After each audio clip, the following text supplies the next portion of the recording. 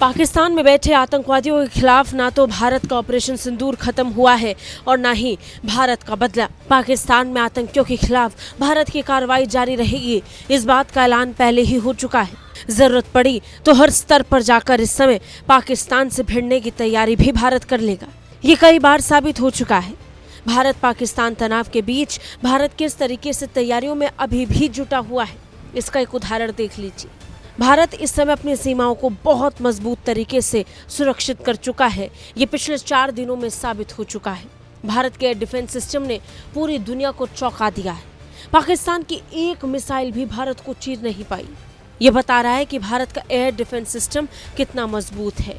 दुनिया भर के लिए तो ये रिसर्च का विषय भी बन गया है कि कैसे भारत ने अपने एयर डिफेंस सिस्टम को इतना मजबूत बना लिया। और इसी बीच भारत पाकिस्तान तनाव में एक और बड़ी भूमिका, एक और पक्ष निभा रहा है और वो है भारत का इसरो। भारत पाकिस्तान तनाव के बीच इसरो के अध्यक्ष वी नारायणन ने कहा है कि देश के नागरिकों की सुरक्षा सुनिश्चित करने के लिए रणनीतिक उद्देश्य से 10 उपग्रह लगातार 24 घंटे काम कर रहे हैं।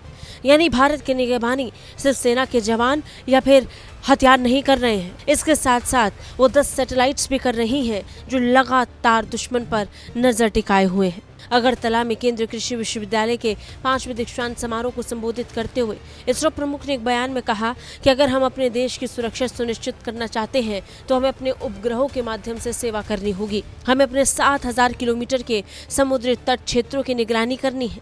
सैटेलाइट और ड्रोन तकनीक के बिना हम बहुत कुछ हासिल नहीं कर सकते। अब तक इसरो ने कुल 127 भारतीय सैटेलाइट्स को लॉन्च किया है, जिनमें निजी ऑपरेटर्स और शैक्षणिक संस्थानों के उपग्रह भी शामिल हैं। इनमें से 22 अर्थ ऑर्बिट में है और 29 भू समकालिक पृथ्वी कक्षा में, जिनका स्वामित्व केंद्र सरकार के पास है।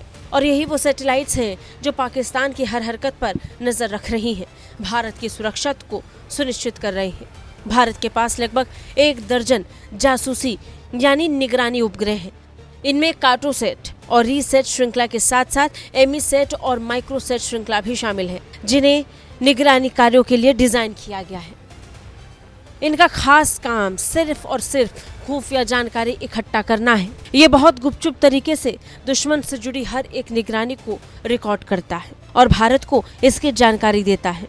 कुछ ही दिनों पहले ही भारतीय राष्ट्रीय अंतरिक्ष संवर्धन और प्राधिकरण केंद्र के अध्यक्ष पवन कुमार गोयनका ने वैश्विक अंतरिक्ष अन्वेषण सम्मेलन में कहा था कि भारत अंतरिक्ष आधारित निगरानी क्षमताओं को बढ़ाने के लिए अगले 5 सालों में 52 उपग्रह का एक समूह कक्षा में स्थापित करेगा।